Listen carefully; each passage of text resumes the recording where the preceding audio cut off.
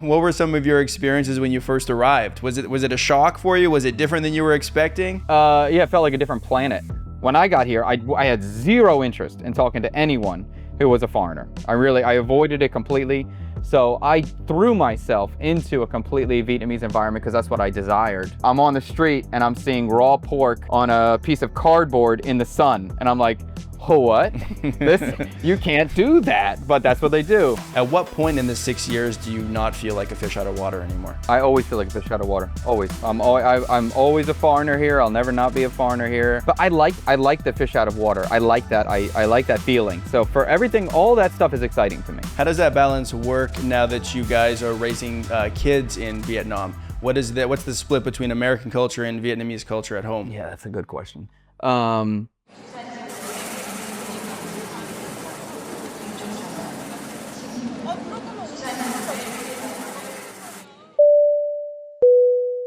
So typically what I like to do is kind of take it back to the beginning and hear a little bit about your origin story, like where you're from, where you grew up, and things like that. So why don't we start there? I grew up in Pennsylvania. I always was going down the chef cook route. That's all I ever wanted to do. So I started working in kitchens when I was 14. I started working at a bakery, and I was working all through high school. And then I went to the Culinary Institute of America, which is like a high-level cooking school in New York. I quit that after a few months. I didn't like it very much. And then I just moved to New York City and started working in fine dining restaurants. And from there, went to Chicago, worked at more fine dining, and then from there to Vietnam. Wow. And so did you move to Vietnam because of the culinary scene? Yeah, I moved to Vietnam because I wanted to eat street food. It was as simple as that. I just want to eat street food, so Sure. I bought a plane ticket and came. That was it. But I mean, you could go to Thailand and eat street food, or the Philippines, or Indonesia. How did you decide on Vietnam specifically? Well, at that time, those countries weren't really seen on TV. Like I didn't know. I'm a kid at that point, and so it was really Anthony Bourdain coming to eat street food. I saw that on TV. There was nobody shooting content about the Philippines or Thailand that I was observing. So this was the kind of first sighting of street food, and I was like, okay, that's the place. Go there. Interesting. Yeah, and I feel like, Anthony Bourdain aside, Vietnamese food is also pretty exportable, right? There's Vietnamese restaurants all over the place here in North America. So that also helps to kind of create a connection, I guess, with the food anyway, and maybe a little bit of the culture. So yeah, that's definitely true. Yeah. So then that first trip that you went on to Vietnam, like how long were you there for? I stayed for a year, I think. On your first trip? A year. Yeah. Wow. Okay. You just jumped right in. Yeah, I bought a plane ticket to move. Like I was there. Wow. My intention was to live in Vietnam for a year, and then I was going to go to China for a year and then go to India for a year. That was my thought process. Okay. And after the first year in Vietnam, I went back to America just for Christmas, just for two or 3 weeks. And when I thought I had a girlfriend at the time, and I thought I was going to fly back to Vietnam and then from there go to China. I was like, let me just go see her and then go to China. And once I got to Vietnam, I was like, I just don't want to leave. It's cool. Let me just keep staying. And that's it. I just never left. I still find it exciting and haven't felt like the desire to really shift or jump. I mean, that's a pretty ambitious thing to do, though. To just kind of uproot your life and say, I'm going to spend years abroad, a year in Vietnam and then India and like all over the place. Like, did that seem like it was a crazy thing to do at the time? Or have you always been an internationally minded person? Or I've always been a jumper. It wasn't about thought of international. It was just the thought of jumping and the thought of becoming the best cook I could be.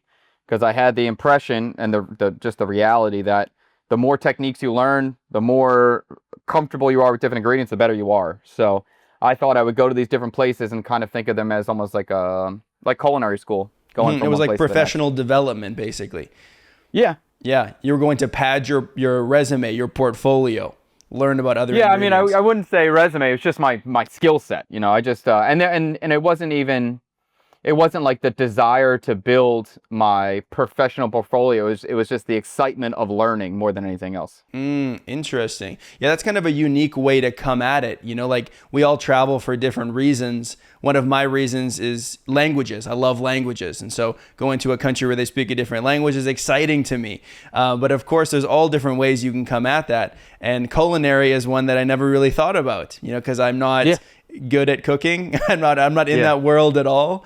But that makes sense. You can go to another country and then learn how that cuisine works. So did you have like things set up, like internships or jobs or anything ahead of time? When I worked in Chicago, I worked next to another cook who worked in Vietnam. So that made it seem more plausible. And I had a job interview lined up through him where he used to work. So the day I landed, the day after I landed, I had a job interview at this spot. Wow, all jet lagged. I was just so excited. Like jet lag wasn't even a thing. I was so excited. I came with I had a silly mindset. This is actually not true, but in my mind, it was always I have the ability to cook. So no matter where I am in the world, I can do it. Like if I just show up in the back of a kitchen and knock on the back door and say, "Hey, I'm looking for a job." If you go to any Western country or more modern country, you can totally get a job anywhere. Here, it would be harder because maybe I could get a job, but I might just be getting $1.50 an hour. You know, like I didn't know all that before I got here, and luckily everything worked out for me. I wasn't banging on doors, but that is something that as a cook, you kind of have a certain confidence that you can go anywhere and get a job. And it is true. You might not get paid a lot. That's all. Right. You're saying that it's like a transferable skill in different countries, but you might have to start at the bottom and like work your way up. And is it a competitive industry in Vietnam working as a cook? It's highly competitive, but I mean there's always a position open because it's very hard to keep people. Every kitchen is always looking for staff every day of the week, every year, always. Every kitchen needs staff. So if you are skilled, you can get a job anywhere. Why are they always looking for staff? Because it's very hard to find good people. And it's also you're always at the point where if you overhire, you're losing money. And if you're understaffed, then you're just struggling hard. So there's always this balancing act, just trying to find the exact amount of people you need. And no one ever hits that. And even if they have the perfect team, 2 weeks later, somebody quits and then they're dead. And then you need somebody immediately. Okay. It's so hard. It's so hard. Kind of a fine line, a bit of a balance to strike. So you were there for a year on your first trip, a year straight. And where was that in Vietnam that you first arrived? In Saigon, in Ho Chi Minh City. Saigon. Okay. And so how was that? Like what were some of your experiences when you first arrived? Was it a shock for you? Was it different than you were expecting? It felt like a different planet. Right. I worked at some of the best restaurants in America. I worked at a restaurant in Chicago called Alenia, which at the time was the #1 restaurant in the country. Wow. So my whole focus, my entire goals in life were just to be the best chef on the planet. That's what I wanted to do when I was younger. So I always tried to work the best places I could.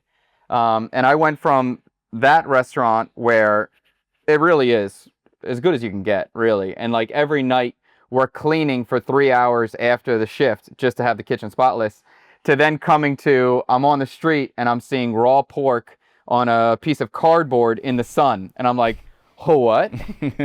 You can't do that. But that's what they do. And then, so all the different food safety training that I did my whole life at that point all the rules were basically broken here.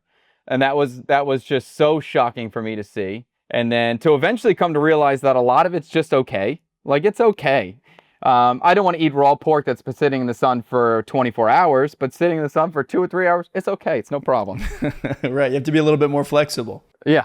I mean, that is a tricky process when you go to a different country, because all of us have the mentality that we grew up with, right? Our home culture, our families, a combination of things. And so we think that the way that we do it is the right way to do it. Otherwise, why would we do it that way? Right. Of course, that's just how it is. And then when you go to a different country, it can be kind of a rude awakening that, oh my God, like the rest of the world, or at least this country, might do it in a different way, and that feels wrong to me. And so like you have to come to terms with the fact that it's not wrong, it's just different. but that can be a painful process sometimes. Yeah. In your But mind, sometimes you're like, oh, if you just did it this way, it would be better or something, you know? Sometimes it is wrong, though. Sometimes it's wrong. And sometimes in your home country, it's wrong. And you see the right way to do it over here. It's like going to a dramatically different place completely separates you from your comfort zone. And then you're able to look at your old place and your new place from the outside perspective. I think it's very helpful, very eye-opening for a lot of different situations. Yeah, you can kind of look at it a little bit more objectively then and decide what things you want to take and what things you want to leave. I guess maybe I wouldn't say that it's ever wrong, but maybe it's just like it works for some people and it doesn't work for others. Maybe is a different way of saying it. There's some things that are wrong. There's some things that are there are literal food safety things that are just wrong but are done that way because they have no other option. Sure, it's just what they have. Because it's always like in context, right? Like there's always like some other information that comes at play, and probably in North America, we probably have too many safety rules that get in the way of how businesses function, right? Yes, 100%. And so it's like, well, we're very safe, and maybe the kitchen's a little bit cleaner, but these other things get in the way of how business is done. And then you could say, well, and maybe in Vietnam, it's not quite as clean, but things are faster, it's more efficient, they can work, they don't have to worry about the red tape. And so, it's never like completely out of context. You always have to see it in the world that it exists in, I guess, right? Yeah, that's true. So the food safety is a little bit different. What were some other differences that you noticed when you first got to Vietnam? I mean, culturally, it was dramatically different. I came from, so as I said, the restaurants I'm working at before, basically everyone's in charge of a station, and then you get a prep list and you bang it out, you handle it.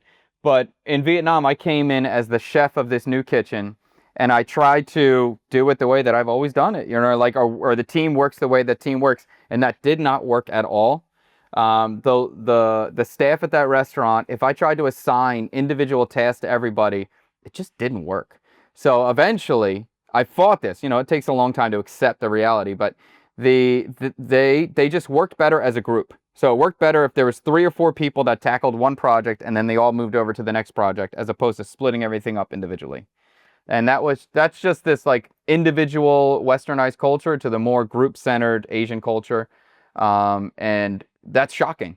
Maybe you hear about that, but when you really come to experience it, it's just so different. Yeah, that idea of like collectivist versus individualistic is very interesting. I mean, that comes up in like literally every episode of this podcast that I do. Yeah. It's like the sliding scale of how individualistic versus collectivist you are, and then the country you go to, how does it compare? So like, can you, does that also represent the culture in Vietnam outside of the workplace in terms of doing things together as opposed to apart? Very much. Right. And so then what's the American mentality then? What's the alternative to that, or the other side of the sliding scale, we could say? It would kind of be like, F you, I don't need your help. Okay. Yeah. Yeah. I can handle this by myself. Rugged independence. Yes. Right. Okay. Yeah. Which is great and bad. And the collective is great and bad. Mm-hmm. And if you can handle something by yourself, it's good. But if you do need people and you're going to be too stubborn to admit it or work with people, that's bad. So it's good to be able to pick and choose the appropriate energy or action depending on the situation. Right.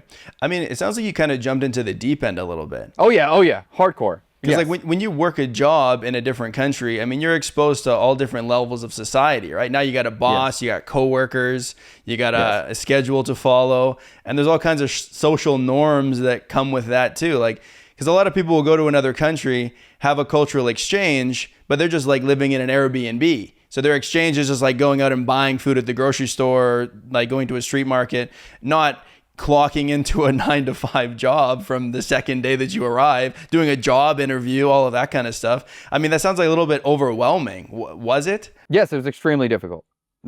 And even I walked in as the chef of this kitchen. So I'm the new chef of this kitchen because I came from such a fancy restaurant in America. And there was already chefs in that kitchen. So kitchens don't work like that. There's one leader, but this place had like more than one chef. I was walking in as the new head chef, and I was also the youngest of all the chefs. So now I'm this young guy coming in trying to tell the older guys, how do we do this? What do we do? Hey, after we're done work, we got to stay and clean up. And then there was like a mutiny. Then there was like all these older Vietnamese guys didn't like this new young kid coming in and telling what to do. Yeah, so it was quite dramatic. Sure. I mean, we Yeah. literally have an expression that's too many cooks in the kitchen, right? Yes, yes. Like that's Yeah. literally an expression that we have in English. And so then how Yeah. did that work? Like where did you end up in terms of compromising between the two different points of view? Or was there a compromise? At that point, the owner of the restaurant was more on my side. He was excited about my history and the skill set I had. So he basically told the other guys, like, it is this way or not. Like Chad's the chef here, so you can either handle it or leave. Um, and so there was a lot of, I mean, the compromising for me is I definitely changed the strictness that I had. I tried to bring all the food level that I knew into this new environment where these 15 cooks that are in the kitchen had never experienced anything like this before, the way that I work or the way that I did work. So I definitely lowered my bar a little bit to try to meet everybody in the middle. And I didn't want anyone pissed at me. I was very young. I was 21. So I was trying to get along, but I did have the owner of the restaurant kind of on my side. So it gave me a little bit more, I don't know, just confidence that I could try to do things or push in a way I wanted to push. But every time I pushed, I always had a backlash every time I tried to push harder or move forward. That makes things hard. Yeah. Anytime you bring a couple of cultures together, things are complicated. Yeah. They're never as simple as the alternative. I mean, you also weren't really looking for a cultural exchange, right? You were looking to work with different ingredients and cook different foods. But like, was the cultural part like on your radar before you arrived? It was more just about tasting. That's what was exciting to me. I just wanted to taste things. I was open to the cultural part. I was excited to be a foreigner. I was excited to explore and be like an adventurer in a new land. That part is all exciting to me. But really, I was driven by the cook inside of me just trying to taste everything and understand. Right. Yeah, exactly. Because like the culture, no matter what your interest is in going to a country, the culture has to come with it. Right? Oh yeah. And so, like for me, if I want to go and learn a different language, I mean, I guess that's a different example because that's even more interwoven with the culture, right? Language and culture. But I mean, there are tons of people that move to different countries for economic reasons, right? Especially coming here to North America, come from another country that's maybe less prosperous, want to work a job here. And that's great. You can definitely do that. But when you move here, the local culture here also comes with it. And so I think that sometimes people, they like the idea of going to a different country, but the reality of culture shock can be a little bit of a slap in the face. My experience with that was in Colombia. I spent 9 months in Colombia, and not a ton of time in comparison to a lot of the people that I talked to on this podcast. But for me, 9 months was the longest I'd been out of the country. And it was heavy, after a few months, it gets heavy, feeling like you're different than everyone else, dealing with language barriers, adapting to a new world. And you feel like a fish out of water, Yeah, for sure. Yeah. How was it with the language? Was there a language barrier at that first job that you had? Oh, yeah.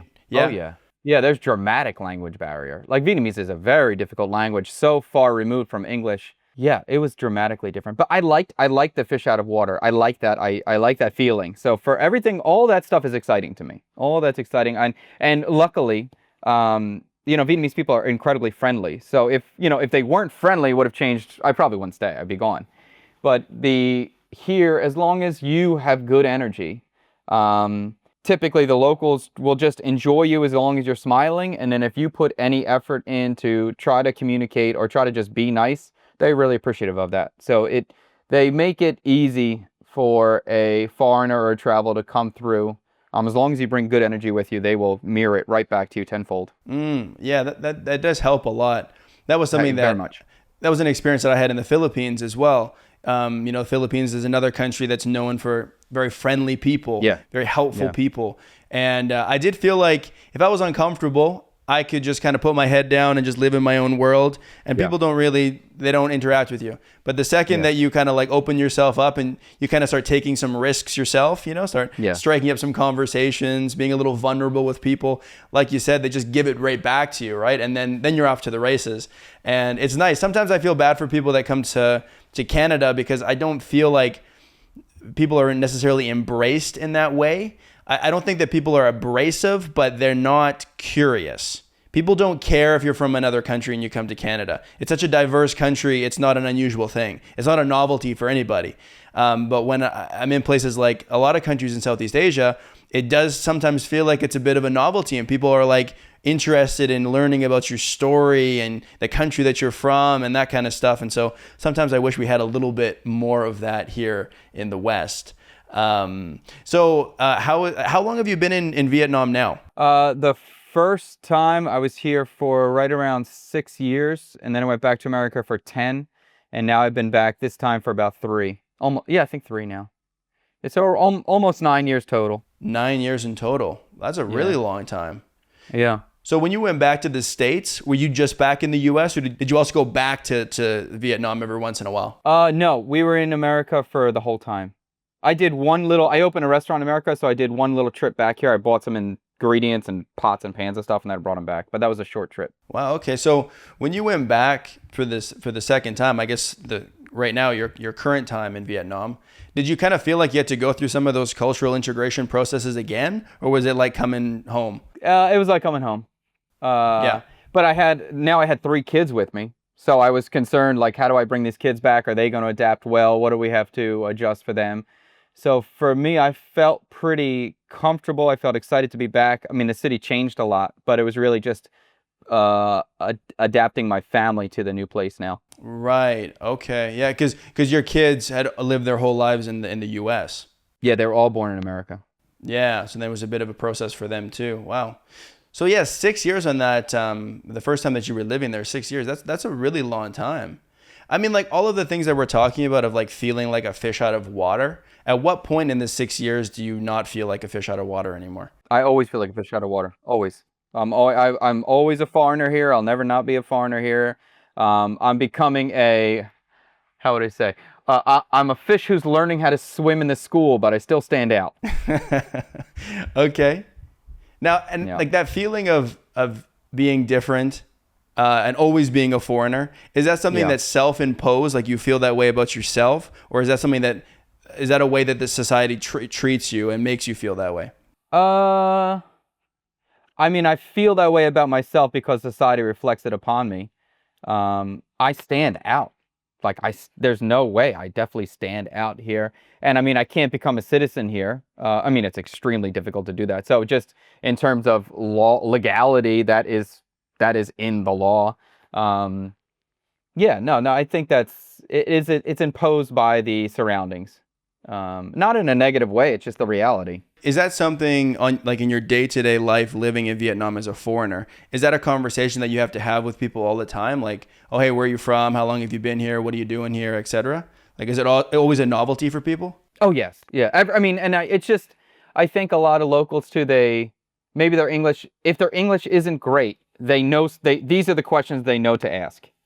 So, and even when they're speaking Viet to me, that's the questions they ask. Where are you from? How long you been here? Do you have a wife? Do you have kids?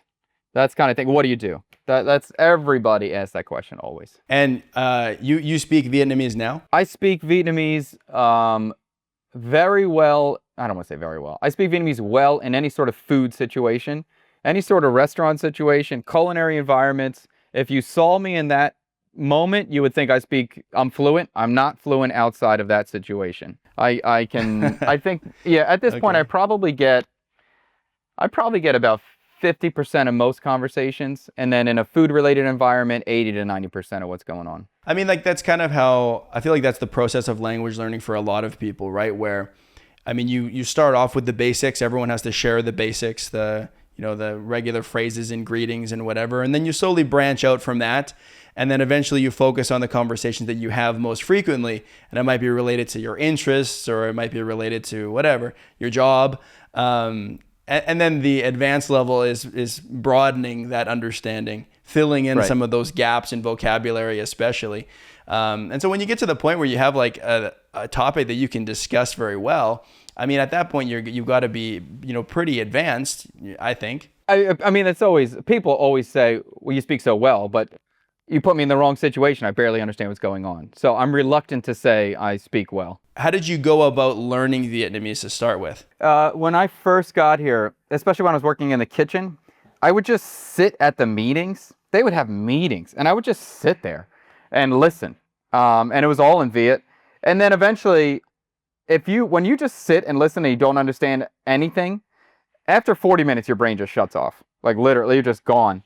And so my first 6 years, honestly, I didn't do well. I thought I was okay in a restaurant environment. I thought I was okay in a market. I could survive. I couldn't communicate. I could survive. But when we were in America and I knew I wanted to come back to Vietnam, before, my wife was the one who would kind of be my translator and help me out when I needed things. And I knew with the kids, now we had 3 kids, I knew I couldn't rely on her. It's not fair. We got kids she got to watch sometimes too. So I was like, all right, if we want to go back, I have to learn. So I started just doing YouTube stuff when I was in America. I was watching a lot of different content on YouTube, trying to learn what I could, focusing on the alphabet. And that was kind of it for a while. I listened to a lot of music. I tried to learn the alphabet, and that definitely helped with pronunciation. And last year, I did like a little collaboration with a company called Tinh Viet Oi, and I had private lessons with them for a year solid. And that was quite helpful as well. So now when you say learning the alphabet, you mean like all of the tonal marks, is that right? I don't even mean about the tones with the alphabet. First, it was like one thing was just learning the alphabet and the sounds as they are without any tone. And then a whole nother practice regime that I did was just practice tones. So I would be in my shower and I would just work on one word, and I would just run through every tone with that one word, and I had like a little pattern that I kept repeating it over and over again to try to get some like control of my tongue and how it worked in my mouth to get tones correct. Was that the first foreign language that you had learned? Yeah. I mean, I learned French in junior high school, but just nothing. Yeah, this was really the big step. And that is a big step because, like you said, I mean, Vietnamese seems like a very difficult language to learn. What would you say the hardest aspect of it was? Tones. If you can't, I guess the hardest part first is hearing it, being able to hear and distinguish a tone. Because if you can't hear it, you can't reproduce it, you can't say it. So your ears have to practice hearing the tone.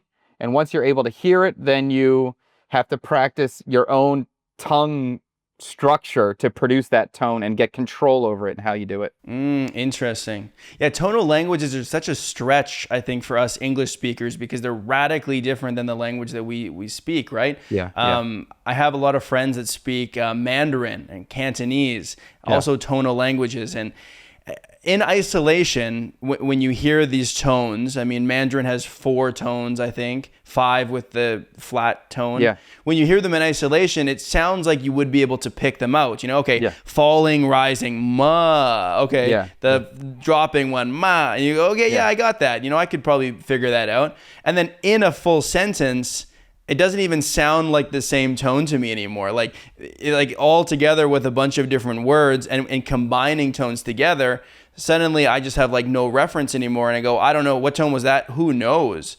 Like, how long does it take to be able to hear those and separate them? A long time. Years. Yeah, a long time. And at this point, now it's like obvious. Of course I can hear falling or I can hear broken. I mean, yeah. But before, I literally couldn't hear the difference. They would say 2 things. I'm like, that's the same. You just said the same word. And they're like, no, we didn't. And I'm like, yeah, you did. And right. So yeah, it's super hard. But now it's like, I think you definitely improve your hearing when you learn a tonal language. And it's fun. I find it super interesting. I think it's super cool. Like it just becomes part of the listening comprehension. Because like in languages that don't have tones, it still sounds like nonsense to us at the beginning, right?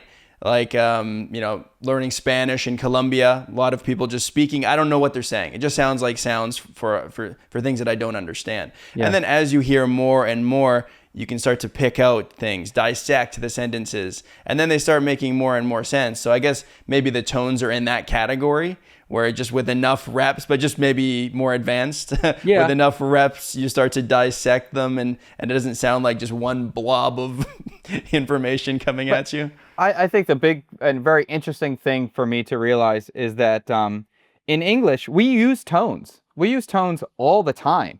but we use tones to express emotion. We don't use tones to express a definition. Where in Vietnamese, they use tones to express a definition, and they use specific words to express the emotion. So we all have tonal control in English. We're just unaware of it. But if like when we're trying to ask a question or try to get help or be soft, we kind of can go like, can you help me? Can you go up? Confused? Come on, guy, come on. And we're not really aware of that so much, but we do it all the time. Right. I mean, we also do it to emphasize who's doing what, right? I didn't say it, you said it. Right, perfect. Like, we do that stuff too, right? So I guess we do it to a certain degree, but it's just not as organized as an official tonal system. Like, how many tones are there in Vietnamese? 6. 6 tones. So there's even including one more flat. than Mandarin. Yeah, including the flat one. Yeah. Okay, so the 6th one is the flat tone, and then there's 5 unique ones. So what are the 6 tones? Or the other 5, rather? Up, down. Wait a minute, let me think. But there's up, down. There's down, up. There's a bigger down, up. Then there's a straight down, and then there's flat. Okay, so the difference between the up, down, and the deeper up, down. I mean, that sounds like it would be subtle. Is it? Is it subtle? In Southern dialect, it's very, very subtle, and some will pronounce it exactly the same. In Northern dialect, the one that's slightly up and down, it's called actually ngã. It's called a broken tone, and it goes ngã. It has like a little break in between of it. I really like that pronunciation. I like the Northern tone better for that. But in Southern tone, it's nearly identical to the other up down. That almost sounds like a glottal stop. Is that what it is? I think, like yes, I've heard that term before. Yeah. Yes, I think that's what it is. Yeah, it means that like you're cutting off the air basically at the back of your throat in a sound so that the air stops coming out. In Filipino, they have it with some words like there'll be 2 G's that come together, like saranggola, saranggola. So that in between the ng and the g would be I think a glottal stop, if I'm not mistaken. I've heard that term. I'm sure that's what it is.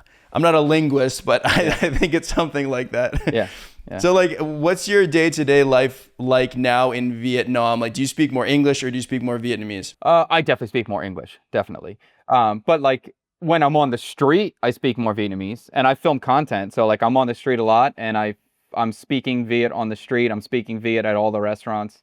But in my home, I speak English. With other content creators or with friends around the city, my English is dramatically better than my Vietnamese. So I definitely lean That's towards fair. that. Yeah. Yeah. Your wife is from Vietnam? Yeah. Yeah. Okay, so did you guys speak English from the beginning in your relationship? Yeah, and her English was terrible in the beginning. Really quite poor, actually. So there was a lot of miscommunication, a lot of fighting, a lot of patience in the beginning, just trying to clearly express our feelings to each other slowly. So like, was it a combination of like broken English and broken Vietnamese on both sides? Or at that point, had you not learned any? I had no Vietnamese. No. Okay. It was all one-sided, difficult for her, and me. Just the difficulty for me was just trying to be patient and allow her to take her time to find the words she needed to express. How long was that into the process of you living in Vietnam?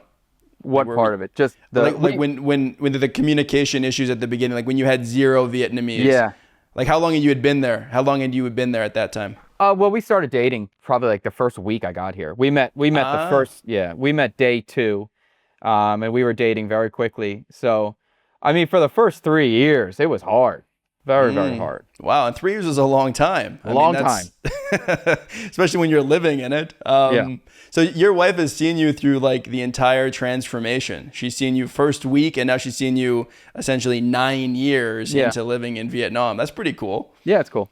Yeah. So like when you guys moved back to the States and you were there for 10 years, was it like the opposite then for her, where she had the culture shock and all of that stuff in the US? Yep, it was her turn. Yeah. Wow. So do you think that was like harder than it was for you in Vietnam, or easier, or how did she fare with that? I think it was I would just say it was similar. It's dramatically different for her. She had me there as a support system. My parents were very welcoming and courteous and gracious to her, so she could support she could rely on them or be supported by them. But she still was the fish out of water, and she still didn't understand American culture completely. And then, sometimes I'm sure she felt trapped or confused and just was reaching for that Vietnamese culture that she understood. So she would call her family or call her parents and just try to communicate, or maybe even vent sometimes where she didn't understand. And especially too, because then we had a baby. So she's having a baby in America. She doesn't have the Viet support system around her. And of course, American culture and Vietnamese culture, we raise children differently. We go through pregnancy differently. So yeah, it was, I would say, equally as difficult for her during that time. Yeah, that's really tricky. I do kind of have a theory that like the more diverse a country is, the easier it is to integrate into it. And I don't really have a lot of data to support that. It's just a theory that I have. But like when I was in Colombia, I mean, we lived in a town that wasn't international. Like it wasn't a hub. It wasn't on the beach. And so like for all intensive purposes, I was the only foreigner there. And sometimes people would like look at me like I was an alien, like I might be the first foreigner that those people had talked to. Yeah. And some of even my, my fiance's family, I was there for her family even told me sometimes, like I met an aunt and she said, yeah, you're the first foreigner I've ever met. Yeah. So, like as in when I say foreigner, I mean a non-Spanish speaking person, right? I'm sure she's met someone from Venezuela, Peru or something. Yeah. And so like where there was a language barrier. And so like I did feel like I was always the odd one out, and I was always a little bit behind on the jokes. I was never keeping up with what other people were doing. And that was challenging. And it felt like I was going through something that was difficult and I was the only one that was going through it. Yes. And then when my fiance moved here to Canada, I mean, it's very different for her too, right? It's also a huge culture shock, but there's so many international people here. I mean, most of our friends are not from Canada. They're from Taiwan, they're from Hong Kong, they're from Mexico, they're from other places. And so I do feel like she can kind of commiserate with people here a little bit and be like, hey, we're in a new environment. We got to figure this culture out. And of course, her English is much better than my Spanish is. So that helps. And so that's kind of the theory that I have. And the US is also a diverse place. Yeah. Do you think that it benefited? That was a help for your wife when she moved back, or is my theory not correct? What do you think about that? Well, I think it definitely benefited because there's Vietnamese restaurants. She could go if she missed the food. That would be one thing that get to her. I could also make the food for her too. But I think you can also, maybe not in your situation because you're in a small town. There's definitely places in Vietnam where I guess what I'm saying is in most cities, you can find a community, if you need it, of people that are either from your home place or similar places to your home. Like I could find some English guys to hang out with, or some German guys, or some Canadian guys, or Americans. I just didn't want it. When I got here, I had zero interest in talking to anyone who was a foreigner. I avoided it completely. So I threw myself into a completely Vietnamese environment because that's what I desired. But I'm sure it absolutely helps to have anybody who has any understanding of your home culture in any way, when you're going through that sort of change. Yeah, I guess there's a balance there, right? Like you want to feel comfortable and you want to have support systems if you need them, but you also don't want to rely on it so much that you end up living in some kind of international bubble that really doesn't represent the culture that you're in now, right? Like if you want to use an example of if you're in the deep ocean, you'll take a life raft if you need to breathe, but you don't want to get into the boat. You got to be in the water. You got to learn how to swim. And so maybe there's like a fine line there where you can kind of figure it out. And the city that we lived in Colombia, one of our neighbors was from Florida. So I had one friend that was a foreigner. It was just very, very few, right? There was very few people like that. And so sometimes it felt like, not that I wanted to separate myself from the local culture. I wanted to adapt, but I also wanted to breathe sometimes, and there wasn't a lot of breathing room, in that particular environment. And so, it's culture shock is a big thing, and it was bigger. It's bigger than I realized it was when I got into that environment. And I was like, this kind of affects every area of your life, But you said that after being in Vietnam for so long, you still feel like a fish out of water, but what did you say? A fish that has learned to swim? Swim in the school. Yeah. So like, you feel comfortable there now? Does it feel like a second home in Vietnam? As much as it can. As much as it can. If I really, really speak Vietnamese well, that'll be a different environment, but I'm not there. But but at this, like, I feel very comfortable. I super enjoy it, and it definitely feels like a home. Maybe it'll feel like a friend's house where I'm always welcome. Maybe like that. Okay, that's a good way of putting it.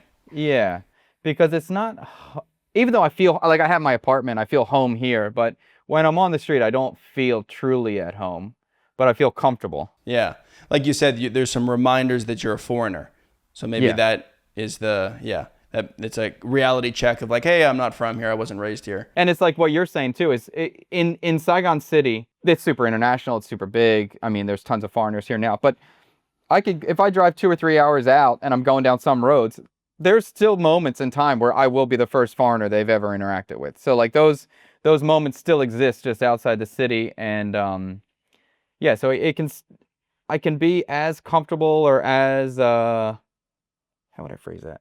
I can explore as much as I want, I guess, or I can go out into the deep end as much as I want here, or it can be in a full, yeah, you can live a full American life here if you want to.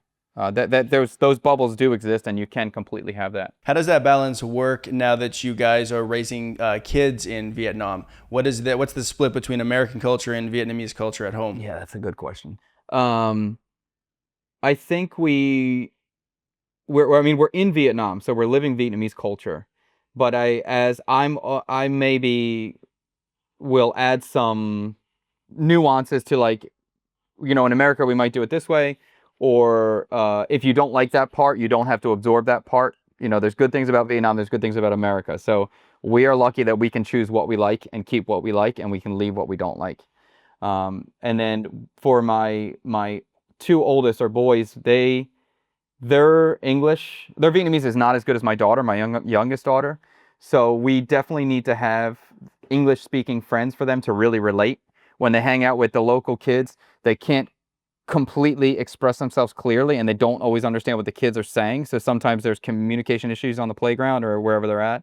So we definitely look for international kids for our boys to hang out with until their skills are where they need to be in terms of communication. Yeah, because with the older ones, they've lived most of their life in the U.S., right? Yeah.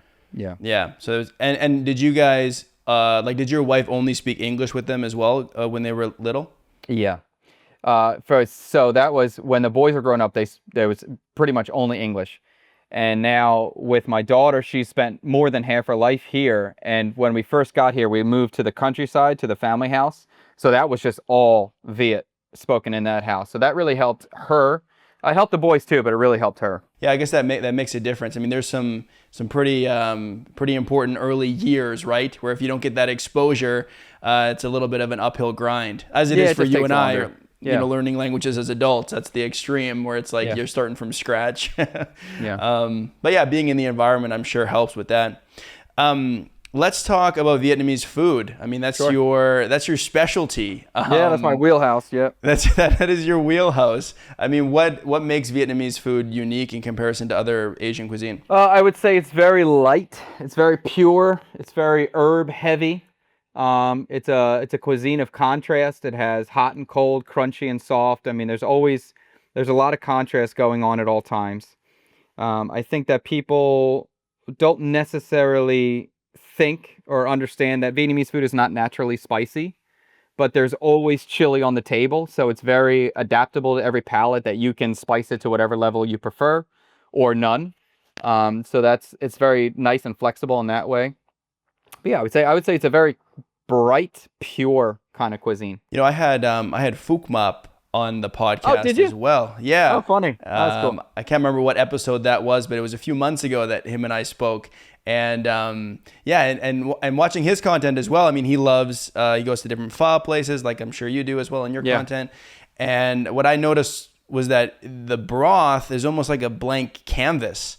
Like you said, there's chilies on the side, but there's other sauces and herbs you can add to it, right? To kind of, I don't know what the word is, season it, I guess, to your liking of spiciness or sweetness. And that's interesting. I feel like not a lot of cultures have that. I mean, yeah, we have salt and pepper, and if you want to put ketchup on them, I mean, there's stuff like that, but not in terms of like creating a broth that's almost unique to your palate. That sounds pretty cool. I would say, I wouldn't say the broth is a blank canvas. I would say the broth is a painted picture, but there's brushes and paint on the table for you to complete it in any way you want. Okay, yeah. Yes. Yeah, there's still some work that's been put in before. I guess A is what you're lot, saying. yeah, a lot, Yeah. and there's dramatic because it's not like there's one broth. There's dramatically different styles, but every single broth will be served with many other colors for you to add. Now, if you're like a foodie person that's going to Vietnam for the first time and you want to have a culinary experience, what are like the top 3 dishes you should try? Top 3 dishes. I mean, excluding the things that everybody's going to get as a pho, banh mi, and coffee. Bún bò Huế is like the king soup or the royal dish of Huế. You should eat that. It's the second most popular soup in the country. I assume people probably heard of bun sale. If they haven't heard of bun sale, they should have it. It's like a crisp, they call it a sizzling pancake, or a Vietnamese crepe is another name for that. And bún chả is a grilled pork noodle dish from northern Vietnam, where it kind of has a soup or a broth made only with fish sauce. So it's fish sauce, water, sugar. It's a very light, diluted fish sauce, and I think people will be shocked at how delicate fish sauce can be when it's diluted and treated carefully. But honestly, there's so many dishes. Like, you're telling me, there's so many dishes. It would really depend on the person. I would be able to answer that better depending on the person and their palate. So according to your palate, what is like your go-to favorite? If you have one. I know that's a tough question. Yeah, it's a very hard question. Right now, I'm addicted to bún chả. I could eat bún chả every day. I love it. Okay. And bún chả is what? Bún chả is a grilled pork noodle dish. So it's a grilled pork meatball. Okay. Yeah. Mm-hmm. Yeah. I really love that. That's probably my top right now. So does it change? Do you go through like seasons of liking one dish and then changing to another one? Yeah, I go through days of liking one dish and then going to the next one. I am a guy who likes constantly new things. I don't like repeating behavior. I've never made, if anything, my family complains about my cooking is I'll never make the same thing twice. So maybe I'll make something, they like it, but I'm not doing that again. I'm going to do something new the next time. So I crave novelty. I like new things. So like if you're cooking Vietnamese food, does that mean that you have like a revolving kind of menu of items that you want to, or dishes that you want to cook, or are you creating new things with Vietnamese ingredients? I would be cooking new things depending on the moment, what was in front of me. If someone asked me to replicate or recreate a classic dish, I could do it. I would be annoyed if I was not allowed to tweak it in any way. But I would do if that's what your request was, okay, fine, I can make it the traditional way. But my excitement and my desire would be to tweak or add depending on what was in front of me or what ingredient I saw. So they could be traditional dishes that are just tweaked in your style, not necessarily new dishes from scratch. Yeah, and I wouldn't even say in my style, it would just be my curiosity in that moment. This idea of a style to me is not something that I attach myself to. For me, it's just, what am I excited about right now? What am I curious about right now? Oh, there's tofu over there. I like tofu. No one's ever put tofu in this. Let's put tofu in. Why not? I mean, the way that I found you online was obviously through your content, right? You're a prolific content creator, very high quality videos that you produce. Thank you. What is your relationship to the food industry, or not the food industry, but like the culinary scene, I guess, now? Like, are you working in that? What's the line between content creation and culinary? I'm starting to blur back into the true culinary scene again. Before, I've always been in kitchens, always a cook, and I always was running away from it because it sucks. It's a terrible life. So content became a way to continue working on cooking, which I enjoyed, but not be in the pattern where I sell a plate of food, I get some money, I sell another plate of food, I get some money. Like, just a very small transactional thing.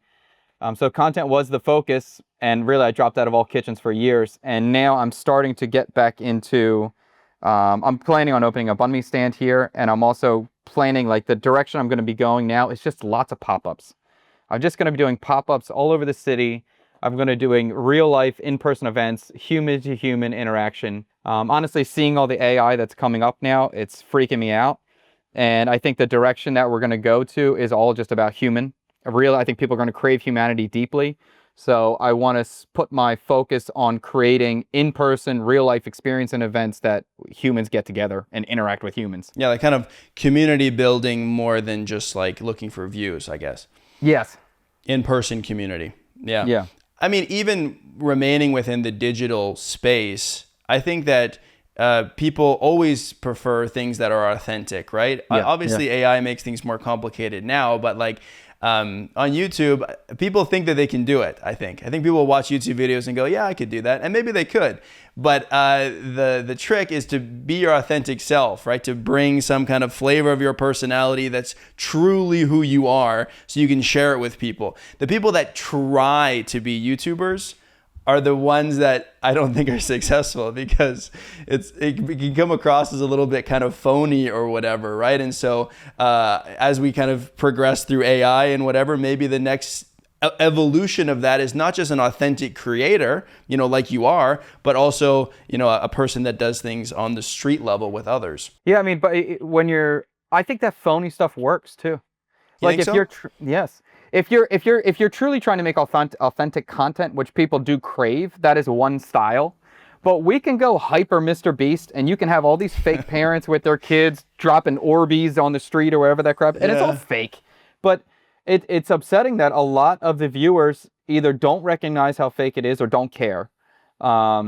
And even I think there's these AI, there's going to be fake AI people, and even though the viewer knows that this is an AI person, it's not a real person, they're still going to watch it and still identify with it. So I think there is a difference. I mean, of course, I lean towards the authentic, I lean towards real, and there's a craving for a lot of people to have that, but a lot of people just want to go brain dead and watch slop, and that happens. And it works, and these guys are going to making money. I guess that's a good point. I mean, like, you can make it work. It also depends, like, how you want to interact with your community, because the type of person that you are on camera also is going to attract a certain demographic of people. And so, yes, yeah. I mean, maybe I don't know if this is the right term, but maybe I'm a purist that says the videos need to be real and authentic and blah, blah, blah, blah, blah. And that's just my own thing. Yeah, maybe other people don't care about that, and that's fine, and they can still be successful, even much more successful than I am. But the community of people that you cultivate when you are authentic also tend to be authentic people, I think. Yeah. If you create the quote unquote slop, I mean, are you going to want to do a meetup with your fans? No, and to me, it's like I'm on the same page as you, of course. Yeah. But it's also, if I create slop, which I can, I could be a view whore if I want to be. But am I going to go to bed and feel good? No. Am I going to be proud of this in 10 years? No. So you can go down either direction. I wouldn't be comfortable or happy going down this other direction, and I don't think anybody else is. Although, exactly.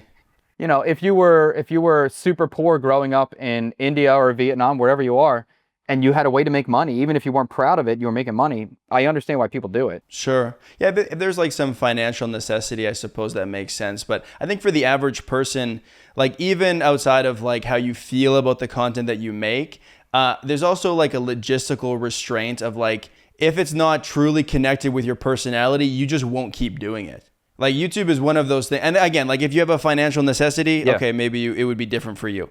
But like, if you didn't absolutely need to do it, and it wasn't representing who you are in real life, I think it would be very hard to continually upload videos, because like, I mean, that content is like, nobody just makes a video that goes viral and now you're a content creator. You make videos all the time, right? You upload consistently, and you got to be making videos and recording videos. And so if you hated, the videos that you were making, or they didn't align with you, you just wouldn't do it. After a while, you just be like, you know what? I'm done with this. Like, this isn't fulfilling, I think. Yeah, I mean, I'll give you a good example of that. Is I have a video of like tier listing Vietnamese snack foods, like just opening chips and trying all that stuff. And that video crushed, and it still crushes. And I'm just not proud of it, and I don't like it, and I don't want to promote bags of chips. So like, even though that works, I'm just not doing it. I'm not into it. Yeah, it's not a fair trade. Right? It's like, okay, I got some views for it, but like, if I did this every single week, it would crush my soul, right? Oh yeah, like, yeah. And so it's interesting. And I love your content. Like, I mean, this has been a great conversation. I feel like there's so many different things we can and we did get into about your experience in Vietnam. So thank you to start with. Thank you for doing this. I appreciate your time. I like your content. Before we wrap up, tell people how they can find your content online and check it out if they like to. Yeah, you can if you just check Kubanoff anywhere, ChadKubanoff on my main platforms are YouTube, TikTok, and Instagram right now, and Facebook now too. Yeah, if you want to check that out, and I'll keep you updated on any pop-ups. If you're in Saigon, you can come on by. Hopefully you can get a ticket to come in. Excellent. Okay, well, thank you so much. I'll leave just like links in the description, obviously, to all of your profiles. And yeah, thank you for doing this, man. I appreciate it. Yeah, it was nice to meet you. Yeah, you as well. Okay, I'll talk to you later.